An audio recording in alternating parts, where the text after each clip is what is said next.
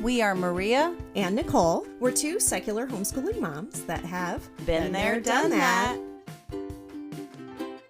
Do your students grumble when it's time to practice writing? Is getting them to write an essay painful for both of you? Maybe it's time to try some fun writing activities instead. Yeah, over the years, we've tried countless writing programs and curricula in a constant effort to keep writing fun and interesting.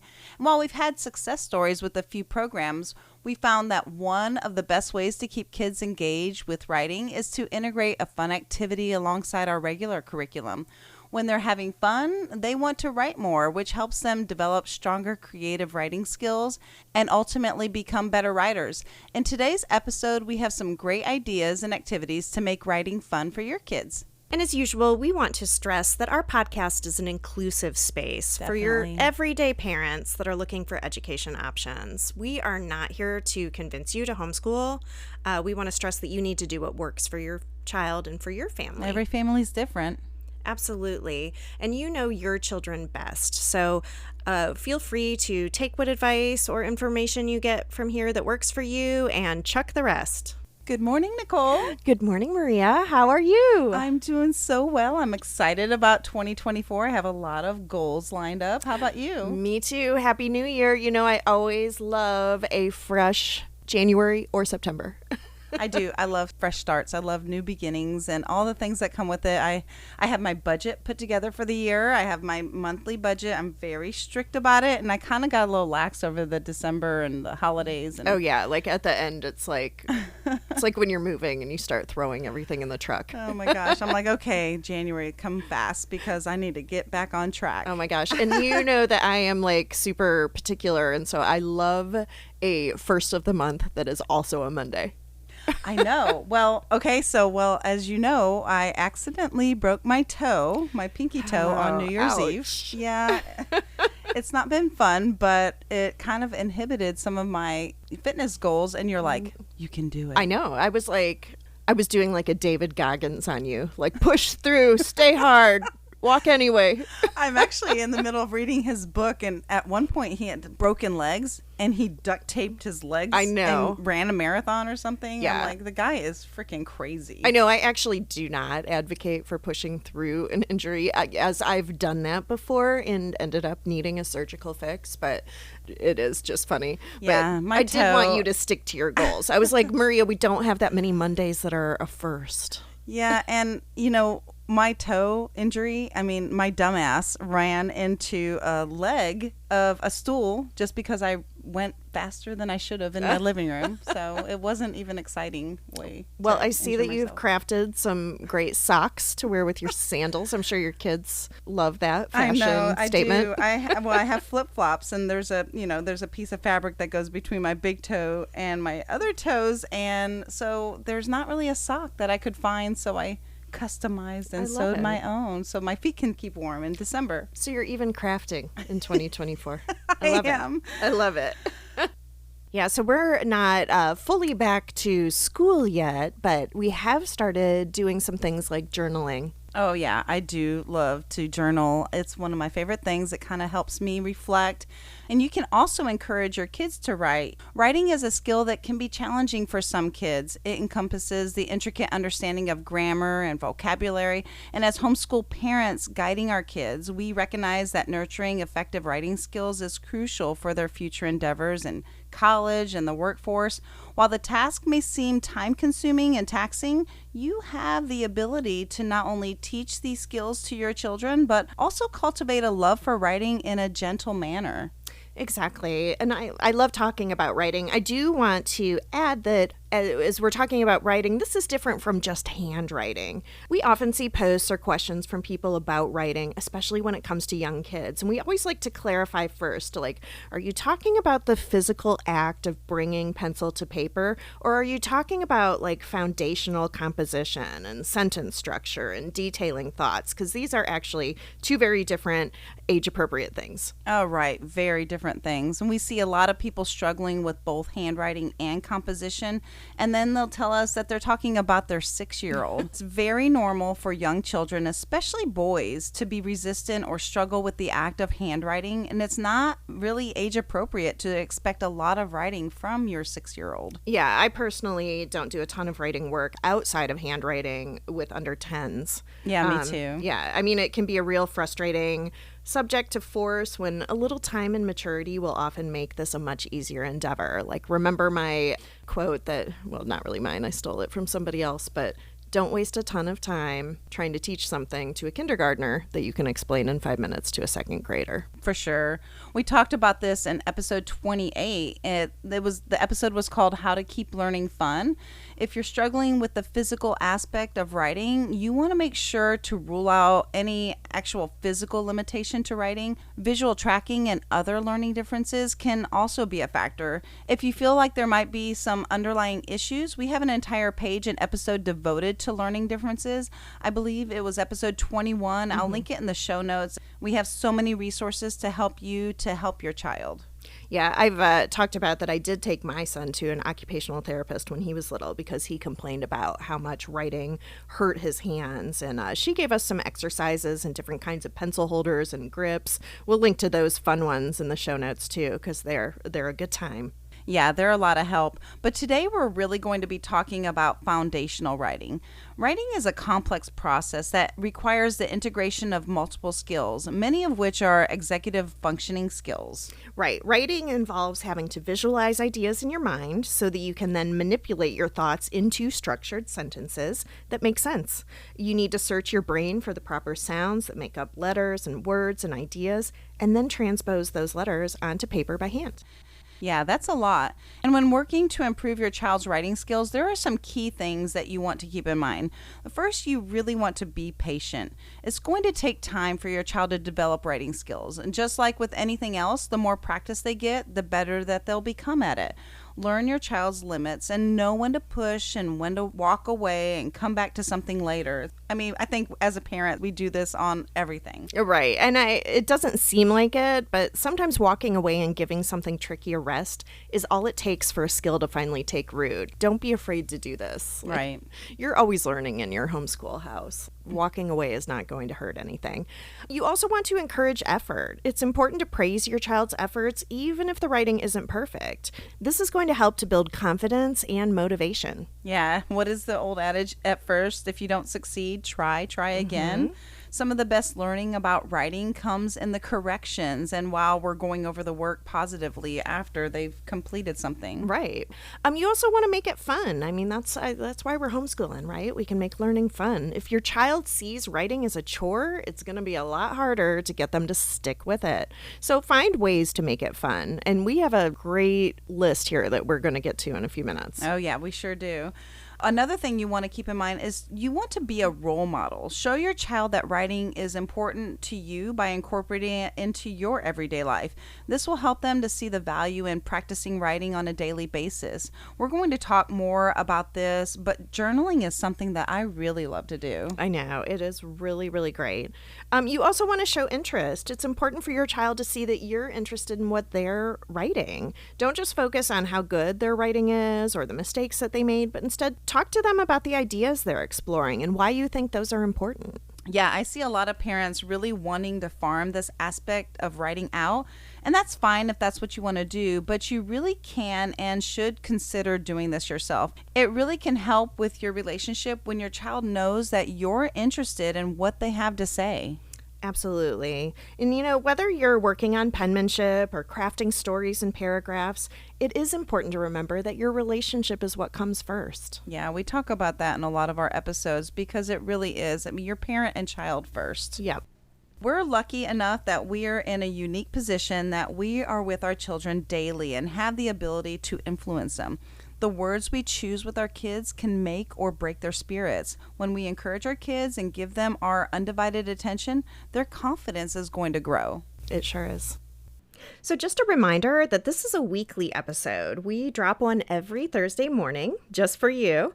And if you have any additional ideas or comments, please come and comment on our Facebook page, on the episode thread, or send us an email at info@btdthomeschool.com. We'd really love to hear from you. Engaging our young learners in writing can be a fun and collaborative experience. Let's explore some activities that's going to transform writing into an exciting venture, and it's going to foster not only proficiency, but also their sense of accomplishment. Yeah, number 1 is story chains. These are all about collaboration. And there's many ways that 2 or more people can work together to write a short story. You could have a prompt and have your child then contribute to the story in a set time, like 1 to 2 minutes. Or you can have like them pass a paper back and forth to you or a sibling, then back to you, and you can each add like a piece. The objective is to create a coherent story through teamwork and making writing a shared adventure. This is actually a game that we like to play in Girl Scouts too. This is a campfire game that we play where we go around and everybody like keeps adding a line to a story. It's a really fun thing to do orally or on paper. Oh yeah, that one's a lot of fun. I mentioned this earlier that I love to journal. You can also do this with your kids. Provide your kids with journals and colored pens, inspiring them to express themselves freely. Prompt them to write about their daily experiences, maybe a favorite movie or a hobby. This personal reflection not only enhances writing skills, but also fosters a sense of self-expression. Yeah, that's a great idea. Number 3 is index card stories. You can utilize index cards as an alternative to traditional writing. Ask your children to share funny stories on different cards, and then you can even make this like a regular group activity with friends or a homeschool co-op. Like this kind of interactive approach keeps the writing process dynamic and enjoyable. Oh yeah, that's fun to read each other's. Number 4 is story completion with templates. You can design story templates with pictures and scattered words throughout. You can challenge your children to use these elements to craft their own unique stories. This creative exercise not only stimulates their imagination, but can also showcase the surprising depth of your children's storytelling abilities. I mean, even kids as young as 2 and 3 can share some really great outlandish stories. And story cubes, you mentioned those earlier, are a fun way to get creative with this too. Yeah, I mentioned in our games episode last time that I used to carry these in my purse because they were great for like restaurants and waiting rooms. We'd always just bust out the story cubes. Yeah, those are a lot of fun. Number 5 is letters. You can have your children write heartfelt letters to extended family, friends, or pen pals. We've talked about post-crossing in other episodes. I'll link, you wrote a blog post about that, and I'll link that in the show notes. The act of exchanging these letters can foster camaraderie and provides a meaningful context for practicing writing skills. Right. You can also work on formal letter writing because that's always just a good executive skill to have as well. For sure. You'll need that later in life. Number 6, you can retell favorite stories. Encourage your children to write about stories that have left an impact on them, be it real life experiences or, things from books or movies. This activity enhances descriptive writing skills and it allows for the exploration of different narrative styles. Yeah, another fun thing to do with that is you can always have them rewrite the story that they love, but change the ending. Right. That's always fun. Number 7 is word challenges. You can enhance their vocabulary with creative writing by presenting a recently taught word or a challenge. You can ask your kids to construct sentences using the word and then exchange sentences to craft unique stories. And this playful approach reinforces language skills in a fun and really engaging manner. My kids love that. You can use vocabulary lists from the curriculum or things like word of the day calendars. There's a lot of those going around right now with the first of the year. Yeah, you can get some on sale at the end of the previous year. Number 8 is birthday wishes, thank you notes. Have your child create and write a birthday card for a special friend. This is a quick and heartwarming exercise that seamlessly integrates into your lessons while promoting a positive writing culture. Did they recently receive a Christmas gift or a birthday gift? Have them write a letter of gratitude thanking the giver for the gift. Yeah. Number 9, I love to do this with my kids because they always have something to say about a product. You can have them write reviews. Have them go on Yelp and write a review for their favorite or their least favorite restaurant. Do they love a new purchase that they recently got from Amazon or Walmart.com? Have them go on there and write their own personal review. And don't correct them and don't correct their grammar. Just let them free write. I mean, there's plenty of people who are obviously free writing some of their reviews out there. But and you know how like a really funny, clever review can get, shared everywhere. Oh, yeah. Like, I love reading like really funny reviews that people leave. Like when they came out with the pens for women.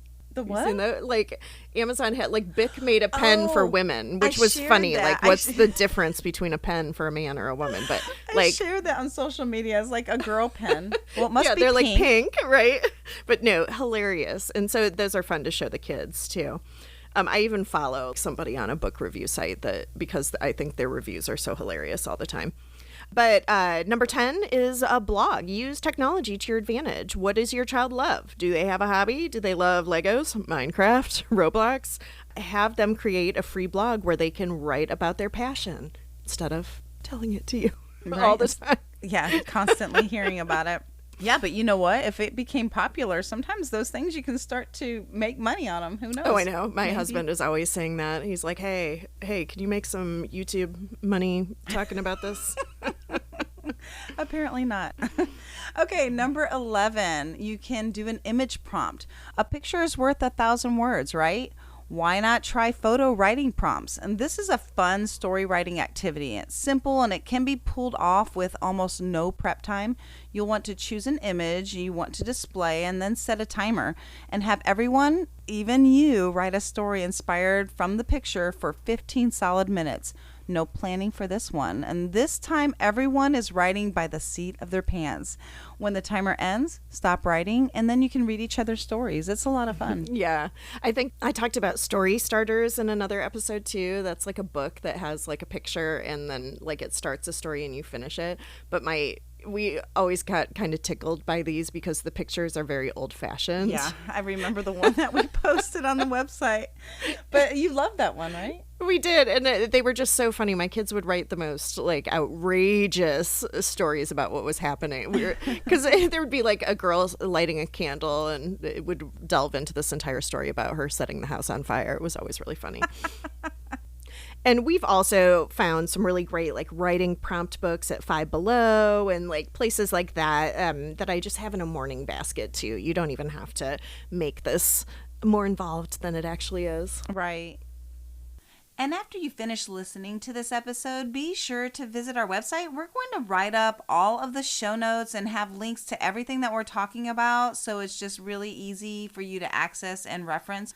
Every week, I like to create free resources that complement that episode, so be sure to sign up to our newsletter so you don't miss any of that exclusive content. If you're on Facebook or Instagram, we would love it if you went out there and gave us a thumbs up or even comment on the episode thread. Back to our list. Number 12 is Writing Club. Join a creative writing club. If you can't find one, start your own homeschool writing club. We've talked a lot about starting our own clubs when we can't find the things that we want. It's easy to do. And your child then can interact with other young writers, share work, receive constructive feedback. This fosters a sense of community and motivation. Yeah. Number 13, comic creation. You can encourage your child to create their own comics. This involves both writing dialogue and using visual storytelling. It's a great way to combine writing and art while fostering creativity. And there are even these really cool blank comic books. I don't know if you've used those that you can use. My son loves using those. Yeah, they're so cool. I got a big packet of them from somewhere, Amazon, a couple years ago. Number 14 is outdoor writing adventures. And I am the outdoor lady, the nature lady. Take your writing outdoors, whether it's at the park, in the backyard, during a nature walk. Being in a different environment can inspire new ideas and perspectives for writing. Yep, exactly. Number 15, interviewing. You can have your child interview family members or friends, have them write out their own questions and conduct interviews, and then turn the responses into a written piece. This can really improve communication and writing skills at the same time because they're having to have that dialogue pre-writing. And grandparents and older folks love to help along with that. Yeah. Number 16 is a newsletter. Have your child create a monthly newsletter for family and friends. They can share updates, stories, jokes, some of their schoolwork. This not only improves writing skills, but it also encourages regular writing practice. One of our homeschool groups does this as a group, and it's all child-led, and it's awesome. Number 17 is you can do the old school create Mad Libs. If your child's never played Mad Libs, you'll first need to explain this writing game to them and maybe have them do a practice round to get used to the concept. Then have them prepare the story, and they can either create it from scratch or use an existing text. For example, they might copy out of the first paragraph or two of a book and have them write it on a lined paper. Make sure you double space it, and then they can choose some words to remove from the story. Once they've erased the words they want to remove, they should draw a line for the blank word and then write a hint under the line to create their own Mad Lib and indicate what kind of word is needed there in that spot. Yeah, that's so much fun. I've never thought of like making our own Mad Libs. I've always bought the pre-existing ones, and there's a million of them. Like, if you don't already know about Mad Libs, there's like all kinds of different ones. Like, I remember the Star Wars ones. Yeah, we had like an Egyptian one for when we were doing ancients and stuff.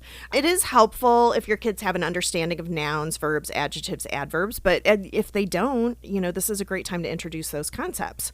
And I've really yet to meet a child who does not love Mad Libs. Like, they're just a really fun way to approach word choice and sentence structure.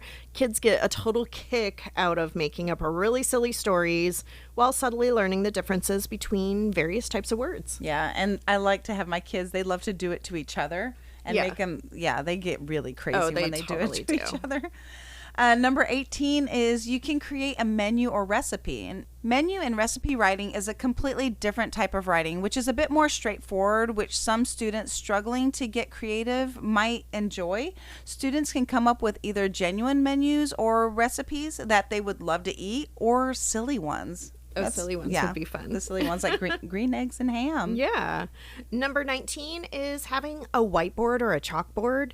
It's important for kids to understand that writing's an integral part of our everyday lives. They need to experience that writing is a great way to communicate with others. So one way to do that and have them see that value of writing is to use a whiteboard or chalkboard in your house for family communications.